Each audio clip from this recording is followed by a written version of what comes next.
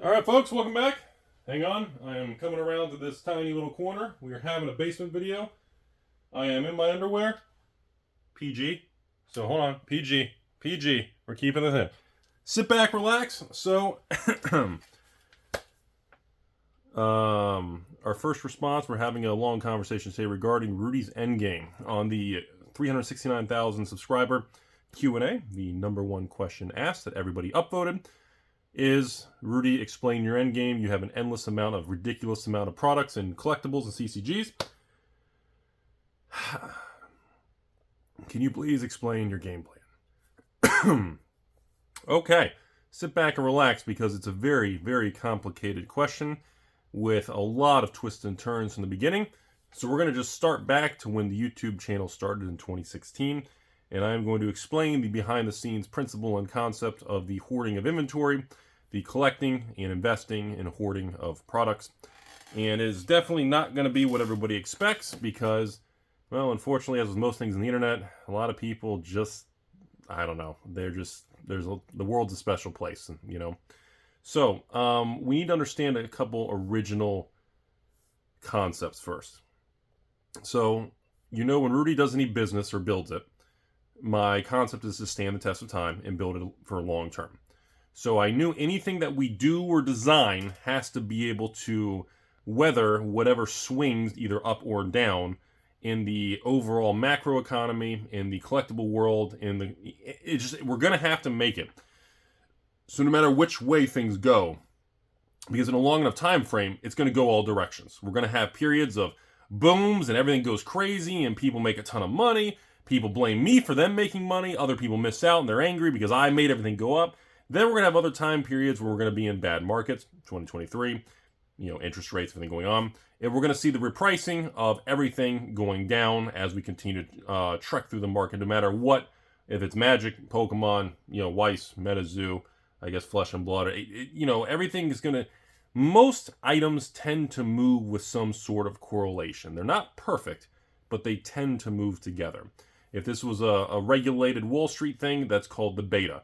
So overall, if it's a beta of 1-to-1, that would say, overall, this box of Shadowmoor is going to go up 1% every time the S&P 500 goes up 1%. If you have something that's a beta of 0.5-to-1, that means this, if the S&P 500 goes up 1%, this only goes up 0.5%. Only moves half the variance. It only has half the volatility. So I took a lot of basic financial lingo and smart words that made me feel special in life. And I said, how could we do something that would be fun and has potential to change the industry? How about that? Is that dramatic enough? And that's when I decided to start the YouTube channel. And, well, let's start with the first number one principle here. Once the channel got traction within the first 3 to 6 months of YouTube, and once we started getting a bunch of free marketing publicity from the first wave of angry people of look at this evil guy, back in 2016, everybody used the word scalping. And that word went away until 2020 with the Pokemon thing into 2021. And then the scalpers at the local Walmarts and Targets and, the term scalping came back. So in 2016, when the channel got the original leg up from social media, that was specifically from Facebook and Reddit that actually brought in the outside shares and links to the videos, which the YouTube algorithm ate up like catnip, and it started promoting my channel because outside people were finding and discovering the channel. YouTube, the algorithm realized, ooh, so this guy's doing something good, so the channel got pushed and promoted on recommended quite a bit from those third-party outside people being discussed on social media. So again, that's why you always hear memes and Reddit and stuff, because I owe a lot of gratitude to those original wave of people. Now, once we got past that, this is a long story, folks. Once we got past that, and we started to see a lot of growth, that's when, I always wanted to expand in a way so that we could do something. I didn't like the idea of Patreon, where you just kind of pay $5, $10 a month and you support a content creator. I was never really a big fan of that. That's why I didn't really do a Patreon for the first 6 to 12 months being on YouTube. I didn't like the concept that, people would just give you money without offering something in return. So I always believed you had to build something to add value. Now, of course, everyone's definition of whether or not Rudy adds value, that's where you get into that playground of happiness and anger. So, this is where phase one started. So in 2017, once things really took off with Patreon and everything going on, and even in the face of all the sharing and growth and anger and attacks, which was the first wave, 2016-17, there was a very high probability of failure. This is the first answer. So back to the question of the video. What's Rudy's endgame? So, number one, in 2017, the original endgame of this channel was really not to have extreme positions in all booster boxes. That was not the original concept that was designed from the beginning. The original concept was, by the time we were in 2017, and Patreon and the YouTube channel had blown up because I was selling so many cheap Magic and Pokemon boxes, I felt I genuinely was going to get banned and shut down from all the other stores and the other people from social media on Twitter, Facebook, and Reddit. I genuinely thought I was going to get exiled from this ecosystem because of the impact and the ripples going through it.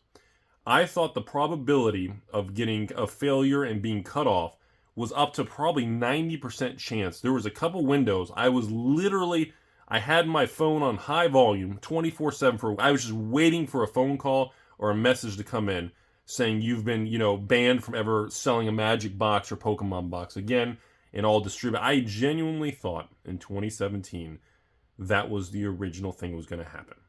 Now, after the first few of those waves went through and I didn't get banned, I immediately went to this next phase, which was, okay, because of the way social media, Twitter, and Reddit's behavior was, which really hasn't changed much, there's still a tremendous amount of anger out there. But because of that mindset, I then rebuilt the behind the scenes in 2017 based on the concept that you're going to get cut off.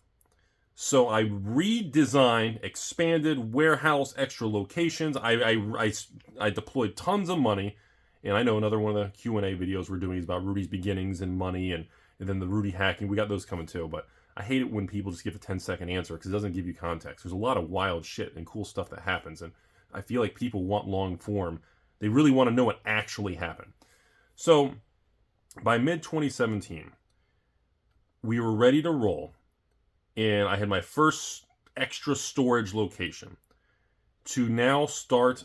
The goal was now moving forward permanently from 2017 forward. Every single product that comes out, we keep at least one pallet of every product. No matter how good or bad the product is, we begin the process of hoarding every single release. Okay? The reason I implemented that in mid-2017 was based on the principle that I was going to be shut down and cut off because of the amount of people who were angry. Based on that concept, I said, okay, the YouTube channel is successful. The patrons are super happy. The demand, the messages, the box opening videos were starting, just shipping product. Everything was on a very shockingly... I knew it would work, but I didn't think it would work this well. Does that make sense? Like, the theory, we all have all these really cool ideas and theories. And in the moment, it seems like a good idea, but in real world, other variables and things, and, you run into hurdles that you never think about until you bring it to market. And it worked from that moment forward, 2017 forward, it worked in the whole YouTube channel, and the concept of Alpha Investments worked better than I had ever possibly imagined. There was never a moment in my life, pre-2015, when I didn't have much money or anything, when I didn't think it would ever become to the level it is. But it did. But because it did, and because it didn't get cut off in 2017 or 2018 or 2019 or 2020 or 2021 or 2022, because so many days, weeks, months turned into years, all these positions in this original concept of hoarding every release, because when they cut you off, we will now reset the system to only selling out-of-print product. That's why you all have heard on this channel, randomly, it comes up like once a year, about Rudy kind of drops comments about, well, you know what? Fuck it. We're just going to stop carrying every new release. And, you know, starting December 1st, we're only selling unstable. Whatever TCG player is, we'll take off $10, $20 a box, and that'll be the product of the month. Next month, we'll pick something different. We'll do the same thing with Pokemon. And that was the original business plan. As with most things in life, when Google was created, they never thought they were going to be buying YouTube and doing monetization. And, when Apple and Steve Jobs was alive, there was never any idea in the 80s that they were going to be iPhones. There's theories and cool concepts, but the technology and the markets are many times going to take you in directions that you don't know. A great example now is in 2023, the expansion now we have, I'm involved with the new One Piece game. Still trying to get my numbers up. We're bringing sorcery to market.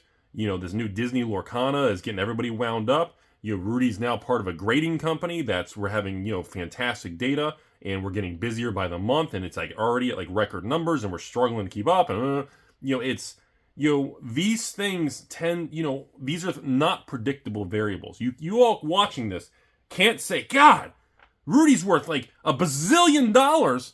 And, it's just, he has so much capital and all, he is just so smart and successful. And I know most of you all either hate that concept or, well, let me tell you something. That wasn't planned. And I mentioned this in the other video a few weeks ago. You cannot give me credit for some of the things that happened to work out in a certain way. Many things that happened were not planned. So, back to this. So, part 1 of this video. Why game plan, end game, hoarding product. Okay, how we got here was kind of an accident. Okay? In 2017, when the hoarding started, Battle for Zendikar, was that 2017? Oath of the Gatewatch? Or were we still in Eldritch Moon? God, I can't remember. Oh my God. That's how you know you're getting old, folks. So that first initial hoarding concept, which everybody ridiculed as being stupid, was a very smart thing to do, looking back. I didn't think it would work that good, but it did work. But the reason I did it was not the reason that people believe. The reason that the Rudy positions were built to the levels they were built was based on a fail-safe plan of pretty much getting banned. Now, to give you all other context, in the 2015-2017 era, this was a different era of YouTube. The YouTube market consisted, the big boys in YouTube in Magic the Gathering was the Tolarian Community College. You had the Manosaurus, a guy named Wedge, and of course Tolarian Community College, Brian the professor. You had Jeremy at MTG headquarters, which later got banned, and there was a bunch of drama. You can Google this all over the internet. And now he took off, and now he did the quartering, which he just does news and publications on all the political drama and everything. He's got, God knows how much money that man's making in his businesses, and he's got over 1 million subscribers. I mean, it's ridiculous. I mean, I'm happy. I'm always happy to see success. I don't care how much you love or hate someone. I love seeing success stories. We had the Darium CCGs, which is the Card Shop Life, and Kevin at Darium's, who also helped me. So these original people at the beginning, these original main YouTubers were the ones that I was in contact with, all of them, and gave me guidance and helped me get off the ground. Now, none of them realized, what was going to happen or the direction, because even I didn't know. Well, so we'll get another video about that. That's like in the hacking story, the early days. Well, that's a whole other conversation. But I want to focus on the hoarding and the end game. So, by this point, we started to move into 2018. So by 2018, I started to realize that the 2016 and 2017 products that were hoarding, well, they were holding up. Nothing really collapsed back then. The print runs weren't crazy. And sure enough, just like 2023, even though that was different reasoning, but in 2017 and 18, the same ridicule and laughing morons on the internet who are just keyboard warriors who, have no hands, they just hit their head on the keyboard and they want to be angry, we're continuing to bash the concept of cardboard as collecting and investing and hoarding. It makes me happy. Let me say that one more time. It makes me happy. So if it goes up or stays the same or goes down, it's still okay in my head. So in my position, as 2018 rolled around, some products did really well, some stayed the same, and some went down, just like every other thing in life. And I started to learn at that point that as we saw ups and downs in the market, you saw people come and go. And that's when I realized that the average life cycle of a YouTube viewer on this channel, or someone who's into trading cards, or is a patron, or comments on my videos, the average life cycle is going to be between 6 months and 18 months. With the average being about 8 to 9 months for a viewer or commenter on my channel, or in general being in a hobby. The average human has major life events and life cycles every 1 to 3 years, which tend to give a new era or chapter in your life. So, by the time more years went by, the hoarding and collecting of new sealed product got pretty out of hand and crazy, and it just kept going. We maintained this mindset even in 2018 when all new product was collapsing, and that's when all the reserve list stuff started skyrocketing because all the money started to leave new magic and redirect it to old magic, and that really spawned the reserve list buyout era of collectibles. And of course, crypto and other variables and economies and low interest rates. There's a lot of other variables, but we're keeping it simple. So, Rudy, what's your end game? So, the original end game of hoarding all this product, from the beginning, even before YouTube, my goal was to always build positions in old magic. Graded cards, raw cards, and vintage sealed boxes. And I defined vintage stuff of anything in the 90s, pretty much to Mercadian masks and back. I was doing that all along. Doesn't make any difference. But by about 2018, when I didn't get banned and things didn't get worse, and I just started to learn and become more desensitized and used to the news cycles, the scandal cycles, or whatever the internet believes is going on, you lean into it and you just ride the waves up and down. And some people will hate you and leave, and then new people come along and they just don't understand why there's anger. And then the wheel in the sky keeps going. Some people are going to make a lot of money along the way. Some people will buy one thing, it doesn't go up, and they think I am literally the person that stole their wife, literally bought their house from foreclosure, and impregnated their ex. That's literally how other people feel. And that's just normal behavior. That gets into a complicated psychological human conversation of why the love and hate of other people and success and money. It gets that's a whole nother video on it, but so let's swing it back around. So as far as an end game goes now,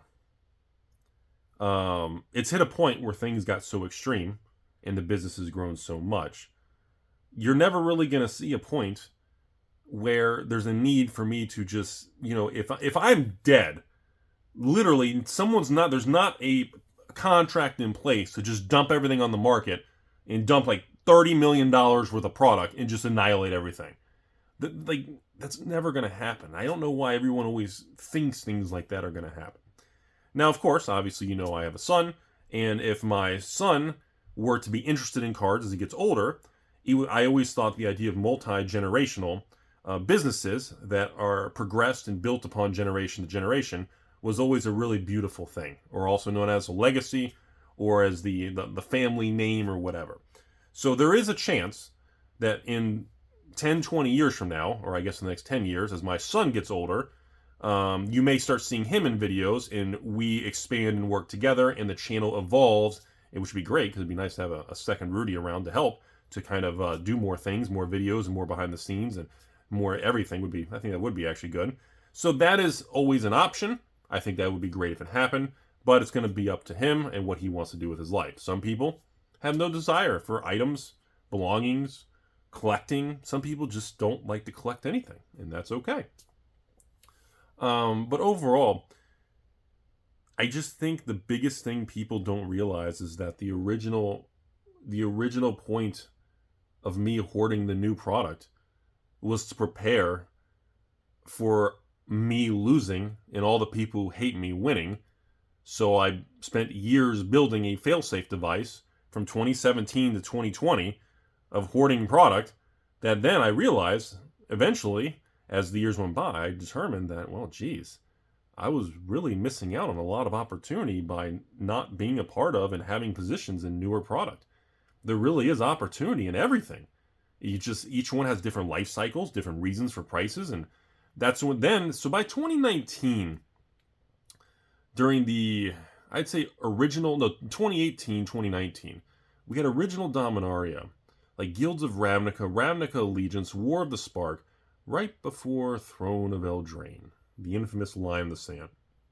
And what was funny is, I remember we were doing all these Shockland Challenge videos of the Ravnica set, the War of the Spark openings, and sometimes I'll go back to those box openings, and wow, what a different era, and what a fun, simple box opening with the cards. And it just works. And they're just fun. And you look at the comment sections of Rudy doing a 10 Shockland challenge on Ravnica from like 2018, 2019. Like seriously, hit like Shockland Challenge Alpha Investments, or hit like War of the Spark box opening Alpha Investments, or Ravnica Alpha Investments box opening. Like look at look at the tone of the comment section in people, of how everybody would from just a box opening video, nothing dramatic, just a box opening video, and compare that to me doing Lord of the Rings box opening video from last week. It's like you're not even looking at the same thing. It's so intriguing. Like my brain is attracted to that fascination because it's almost a beautiful thing, but it's almost a bizarre, I don't know. It's just a strange human, I don't know, anomaly, or a human, the waves of emotion. It's very fascinating. I'm very intrigued by that stuff, more than I probably should be. That's healthy. So let's jump to 2023. So obviously, through the boom and the bust, I kept hoarding product. And, at this point, there was so much product from so many years and doing this for so long that essentially, the business itself is to the point where, I don't like the term because it's derogatory, but it's the too big to fail kind of thing. Because even if something goes wrong with me, or even if, Wizards or whatever, which I guess nobody cares anymore, because I feel like you all don't understand enough, too, of what we went through, of how many real big attempts there were to try to get rid of me. I feel like that's not being understood enough. There were so many big waves of attempts of how, there was one from years ago. I remember some pages started sending me screenshots on Twitter. And they were showing me like all these people tweeting or messaging at some, I guess is a Wizards account or maybe a distributor, or they were all trying to like dogpile and attack, like combine their forces like Power Rangers to really put enough pressure to make the company do something. And, when I saw that one, I don't remember what year it was. It was a long time ago. It was between 5 and 7 years ago. I'd say between 2017 and 18 range. And I'm surprised it didn't work. Because one of the things I've learned is when these companies are big and they have images and they have advertising and all these PRs and human resource departments, and they have to maintain a certain public face, they're very vulnerable to cultural swings and influence or attacks. And when a group of people, let's say 500 people, attack Wizards saying, you need to get rid of this Rudy guy, he's going to destroy Magic forever. My wife's boyfriend told me while we were playing Heroes Quest, and Rudy was the Overlord completely naked. And I said, well, Heroes Quest is a good game. It was my favorite as a kid. And I thought for sure in those moments that a company like Wizards and Hasbro would have taken action to get rid of me. But they didn't. And that brings to different videos about,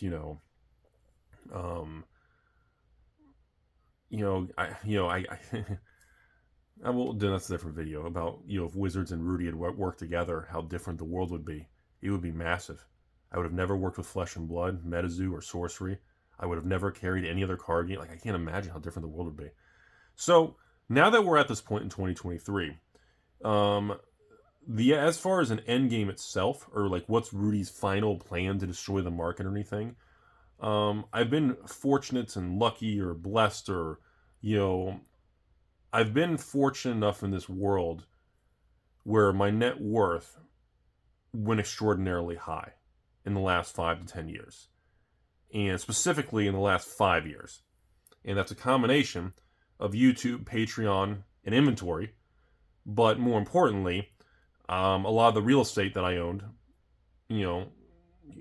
appreciated by $5-10 million. A lot of the, interest-bearing stocks and bonds type things that I own, continue to pay out very large monthly dividends, interest, coupon payments, and I don't really use much of the money, and most of that money just went into other things that make money, which gets into more financial related of how people manage their money.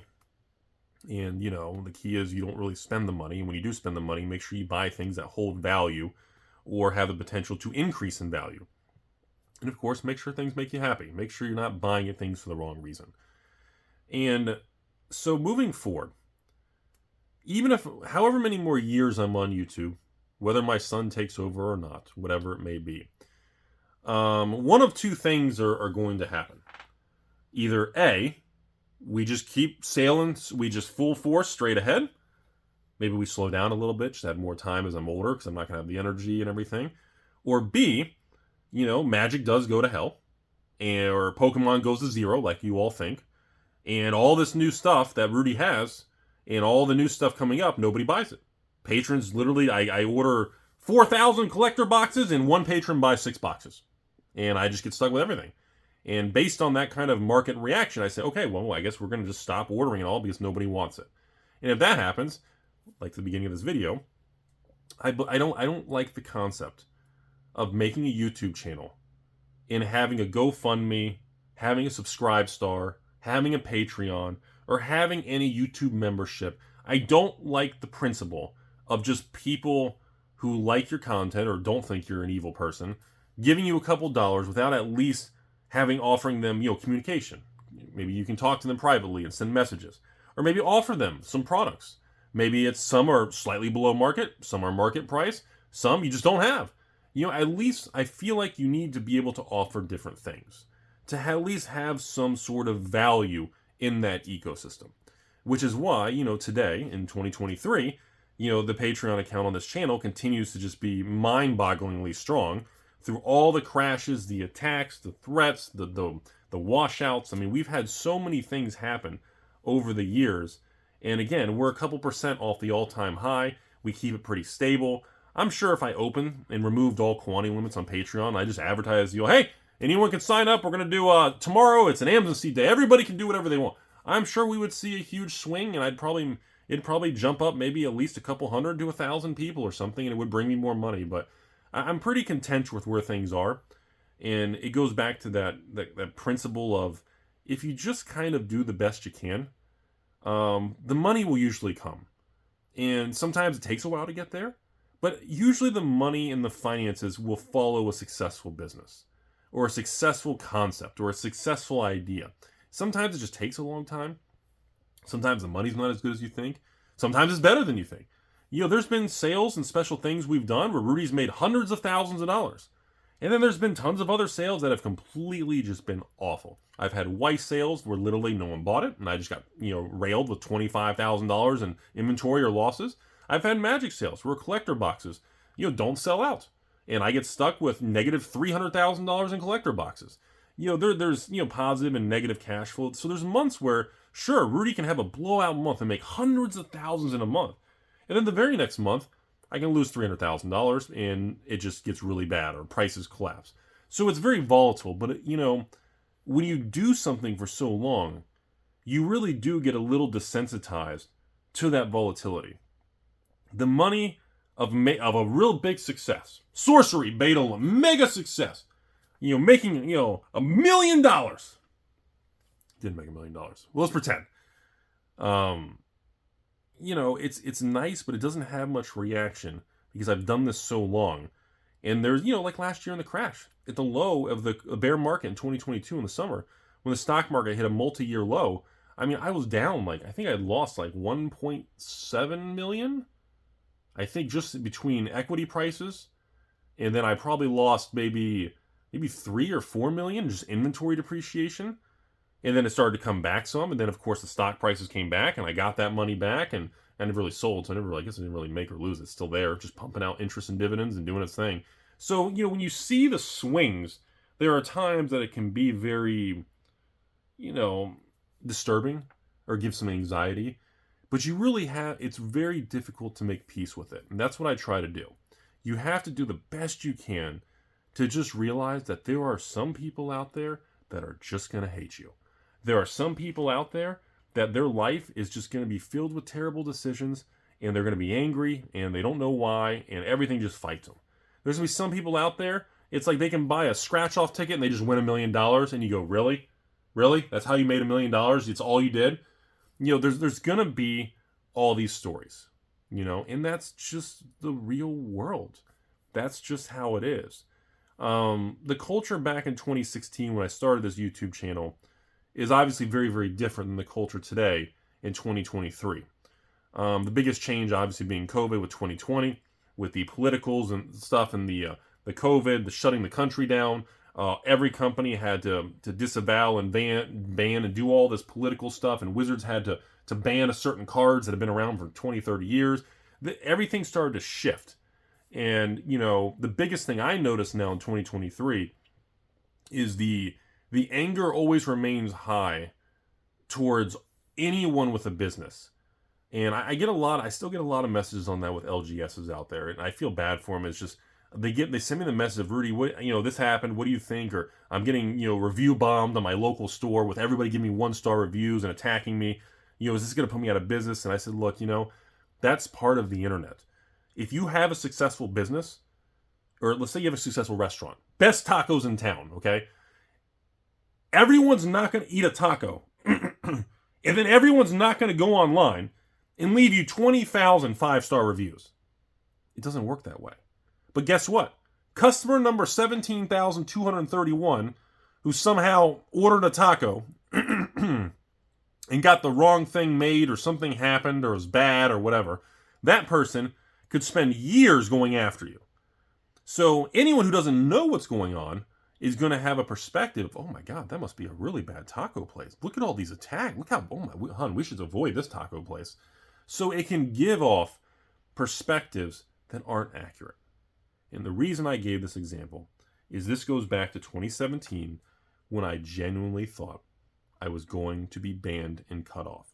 So I had to hoard inventory at levels unseen by anyone in modern times, so that when I was cut off, I could continue to run Patreon without having distribution, without having a store. Let's say everything went to zero. All the stores went bankrupt. I got shut down because I couldn't buy any product. I had to shut everything down.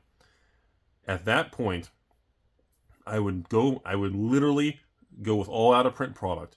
And to the point now, I could go 10 to 20 years of selling out-of-print product without running out. And that's how the end game would go. The end game would be, if Rudy is cut off, he would literally just start going backwards. That's it. He would sell out-of-print product. We would just randomly pick old stuff. Let's give you an example. Okay, Rudy got banned. Wizards of the Coast puts a public press statement saying Alpha Investments has ruined Hasbro because he's trying to take it over and be CEO. Let's say this was a news headline all over the world and shook up something, and I don't know, nobody really cares, but let's pretend everybody it was like a big deal, even though it's not. I'm just a random dude in Florida, no one gives a shit. But pretend for a moment that Rudy matters. And let's say that happened. Well, I would make a video saying, all right, guys, December 1st, I'm thinking, what I think we should do? Let's do a throwback. What should we pick here? I'd say, what are we going to do? Oh, here's a good one. Let's do a throwback. December 1st, we're going to do Conspiracy 1 for the patrons. No new product anymore. And each patron, I'll probably do something little, like 1 or 2 boxes or something. And I don't know how much these are online. Let's say these are $170 on TCG Player plus tax. We'll do something like, all right, $149 a box. You can get 2 boxes this month. So essentially, I'd make sure your discount is at least double the patron value. we'd reduce the number of sales, and we would just do one little thing. That's it. January would roll around of 2024, I guess. And I'd say, all right, let's do something different here. Today we're going to do a throwback. Today the patron box special is going to be Fate Reforged. Let's pretend this box is $200. All right, so we're going to do these boxes for $179 a box, shipped to your door. And we're going to allow people to get 2 boxes or something. So if you want an honest answer, that's how I would run the end game. I wouldn't dump anything on the market. I would literally do small little sales over a 20-year period, and nobody would even know what's going on. Do I think that's ever going to happen? It's possible. But we would need a major catalyst to make that shift happen. And that catalyst never came. So here we are, going into 2024. The Alpha Investments empire and hoarding has become so massive, and we've branched out with so many card games, card grading businesses, new startups, and, well, it's to the point now where it doesn't really matter anymore. And I think that's one of the things that really lures in a lot of people, supporters, you all viewers, and commenters and everything get. Because when you step back right now, and let's look at this video. Let's say this video gets 50,000 views, okay? What's interesting is on a 50,000 view video, a video like this, I know you can't see thumbs down because YouTube is stupid and we're all sensitive. We're too sensitive for thumbs downs now, so dumb. But let's say this video gets 200 thumbs downs. On a 50,000 people who watch it, and there's 200 thumbs downs. Let's just make them an even number. You're literally talking a 99.5% people who find what I'm saying interesting and are not angry. And what's funny about that is when you go back to like the Twitters and the social media, you would think like Rudy is like this ultimate reincarnated devil may cry Satan 6.9 who stole everyone's woman and impregnated everybody. Like, it's the weirdest thing. But the data and the emotions are so different. Once again, that's why I thought in 2017 the hoarding was needed, because I was going to get banned. Because I felt that most companies and employees would not realize that there's a disconnect. And because of that, wizards and these distribution companies were going to ban and shut me down. Well, I underestimated how smart Wizards of the Coast and distribution and the entire business leaders and higher-ups were. I did not give all these people enough credit, including Wizards of the Coast. And that's something that I've learned in the last couple years. As I bashed Wizards through Magic 30 because of how stupid they were, I failed to realize over the last 8 years on YouTube how smart Wizards is. And how smart Dr. Cox and Hasbro is. Because just because I say they're smart doesn't mean they're making good decisions. But I definitely underestimated how sharp the people up the food chain were.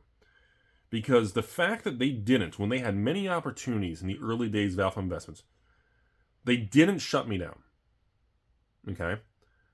Number 2, a lot of the things they did, and even when they make mistakes, they don't talk to the public. They don't give transparency. And that also tells me, now that I'm older and I realize this, that was the correct thing to do. The public, as I've learned, doesn't fully know how things work behind the scenes. A good example would be the Sorcery beta launch in my lost pallets of playmats and everything. There were a lot of variables that were happening that the public doesn't understand. And you'll get people that just get very confused by that, and their initial reactions would be like, oh my God! Rawr! But, hey, like I said, people didn't like it. Send me a message. You got a refund. No big deal. But on this side of the coin, the amount of problems that the company had and delays in market, it was important that we push through it. And a lot of people also don't understand is, I can't exactly, you can't go into PayPal and, do, payment adjustments and partial refunds on like 1,100 orders or something. You can't really do that without you're having merchant and payment processing problems. You run into issues in different categories that normal people will not fully understand. And most businesses, Amazon's, every big company out there doesn't really communicate with the public. And I never understood why that was. And as I've gotten older and an old fart and dumber and everything, I've realized that, well, you really shouldn't give a lot of information out, because everything you try to give out or try to talk to people, usually it'll be used against you, which is what I expect this video to do. So that is kind of the overall direction and how the hoarding of cardboard started. The overall hoarding of new products started because of a fear and expectation that the people who hate me were going to ban the channel and cut me off. Therefore, I didn't want to shut the business down, so I needed to be prepared to switch gears to keep everything rolling forward and keep the ship full steam ahead. The fact that it didn't happen, and wizards and corporate people and distributors, as I got closer and closer and more friendly and higher ups and everything, I realized how much smarter these people were than the internet gave them out to be. The internet likes to bash LGSs and distributors and wizards, and they're all stupid and everything. And, sometimes they make mistakes, and we all do. But I didn't realize how sharp a lot of these people were as I started to get closer and higher up the food chains and really start to know who was who and get direct contact with everybody. I realized that a lot of people were really sharp.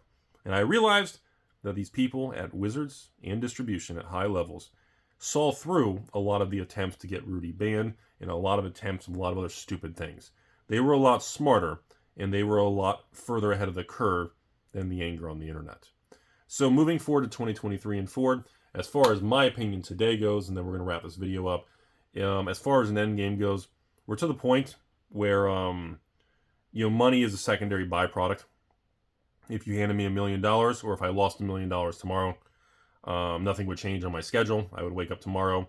I would probably do the same thing I always do, make breakfast at home because I'm too cheap to go out for breakfast. And I would just get ready to go to work or do customer service or whatever time of day or whatever the weather conditions are. And I really wouldn't change anything. That's kind of the kicker where things are. And once you hit a certain level of wealth and success in business, the fear of failure, the fear of losing money starts to kind of dissipate because you've made it so far. Even if something goes wrong, it's recoverable.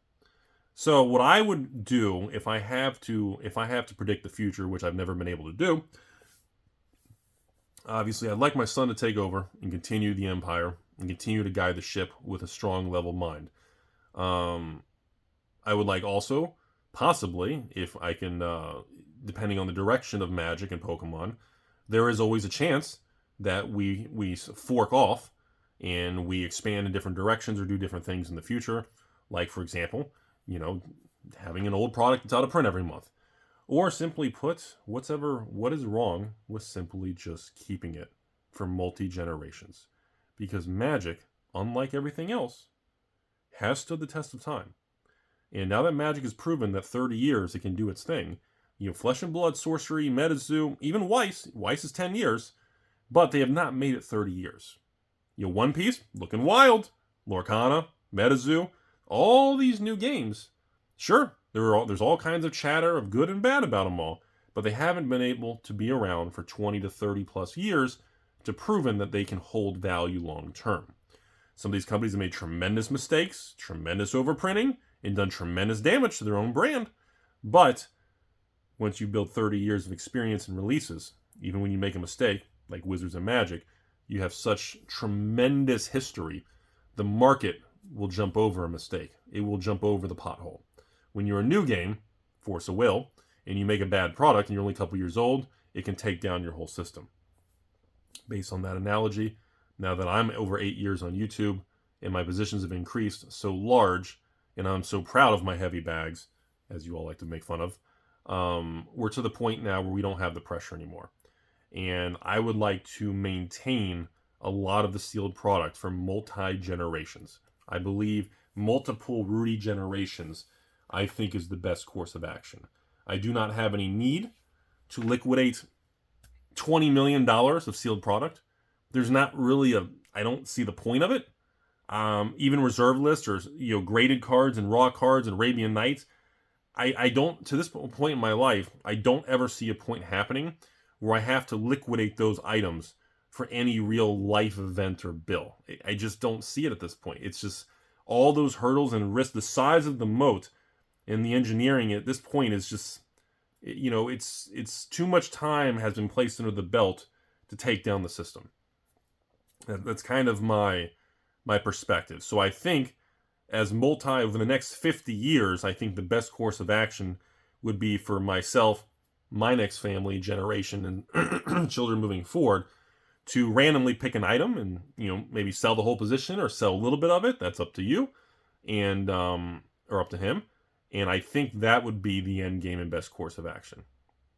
And I assume some of the other Q&A videos, I've already started to look at them, want to know about the history of this channel and when I got hacked. Some people want to know about my net worth. A financial net worth conversation video would go into kind of a lot of how much interest does Rudy make every month, interest in dividends and bond payments and things like that. It's pretty substantial. So, and those are the type of things which reinforce the sealed product to me going up or down doesn't change much for my personal situation. Now, do I think anybody can get into my situation? No, I don't. I'm not going to be one of those YouTubers that's going to sell you a program, sign up for my Patreon, I'll tell you how to get rich. That's bullshit. No. The actual answer is no. I think the potential for someone else to be another Rudy is like a black swan event. I think what happened to me was such a unique series of events in the timing of which I didn't know at the time, but the timing of when I came on YouTube, how small YouTube was in 2016 versus 2023, what my competition was doing, and how I brought something new to market that has never been done or seen before. And now, everybody wants to have a YouTube channel, put a Patreon account. Hey, buy through me. I'm better than Rudy. I'm not the scumbag. And I offer wholesale and cheap boxes and discounts. And, everybody wants to do it. It's like, I think I had a patron make a list one time. And he told me in the last 4 years, he counted 28 other Magic or CCG YouTube channels with 28 patron accounts that literally were trying to do what I was doing. And, I'm not going to come after you. I'm not going to make fun of you. And some of these other patron accounts they were patrons of mine under different names. They would try and copy paste my posts. They would just change some things. They would say, one like Rudy, we do it better. For those of you who do want to try to do businesses and build your own thing and entrepreneurship and wealth, my personal advice to you all is none of us can make you rich. And no one on YouTube can sell you anything to get you rich.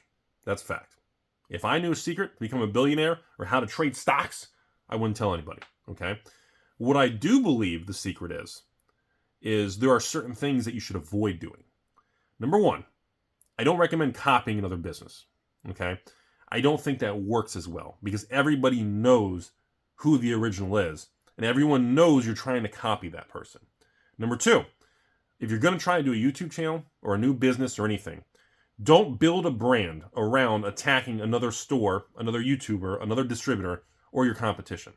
Don't attempt to build a business around putting other people down or saying negative things of other people. Doesn't matter how right or wrong you are or they are.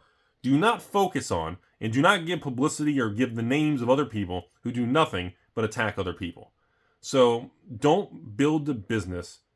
Don't copy another business because you're always going to be second.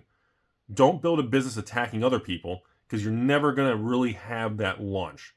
Number three, do not underestimate the time it takes that you need to put into the business to make it work. No matter how much you think it's going to work, it's going to be harder, take more hours, it's going to require you to make decisions with family, friends, loved ones, and people on the internet, and people across all these categories are going to disagree with you, they're going to hate you, and they're not going to be happy with what you're doing. So you need to understand going into this, if you want to start a business of anything, it is possible, but you need to build your own thing. Period. Don't try to copy me. Don't try to copy Tolarian. Don't try to copy Joe Rogan's podcast. Don't try to copy Mr. Beast. These people are all extraordinarily successful and billionaires and this and that. And let me tell you something. They all have their niche, and they should be proud of it. And I'm proud for all these people. Doesn't matter how they got there, but they did it. And you should take that success story and use that as motivation to try to figure out what you can do that's different and unique. And that is the key to building a business. I just want to lay that out there. So I hope that gives context and gives you all an answer about the Rudy's Endgame, how we got here, how we ended up with all the sealed product, which I didn't think was really going to happen this way, and how it just turned out, like Rudy's Pokemon bathroom, that it opened my eyes that sealed product long-term is a beautiful thing. And before we end the video, yes, guess what? Sealed product in 2023, no matter what all the dumbasses on the internet always say, just like 8 years ago, they're going to be fucking wrong. Because they're emotional, they're short-sighted, and they don't understand the power of time. That is the most powerful thing in the world. Time has a way of taking care of everything. Whether you love someone, you hate someone, you think they're the most evil business ever, enough time goes by, things will change. Opportunities come and go, people come and go, and you don't realize how short life is. And time is the most expensive asset in the world. So, that's all I have. I hope that helped you all learn something. For those of you who didn't want to watch the probably hour-long video that we just did here, I'll put it in the video. Hoarding product was an accident. I didn't think it would get this big. Thanks to all the haters, because you got me here. Moving forward, I'd like it to be multi-generational with my future additional sons, grandsons, and people. And there is no plan to ever dump all the product because I don't need the money and I don't see the purpose of it. So most likely for the next 50 years, we'll randomly just sell little things here and there. And the end game is just to enjoy the product and be happy with it and randomly open a box with family and friends and sail off into the sunset and have fun. It really is that simple. I'm sorry to disappoint that there is not some evil master plan and there's not some evil thing that was planned from day one about destroying the market or anything. Usually reality is not as exciting as all the internet drama. So, sorry if this is a long, boring video, everybody, but unfortunately, real truth of stories tends to be nowhere near as sexy as all the internet drama. It is what it is. And as always, folks, we end the video on a beautiful thing, the penis.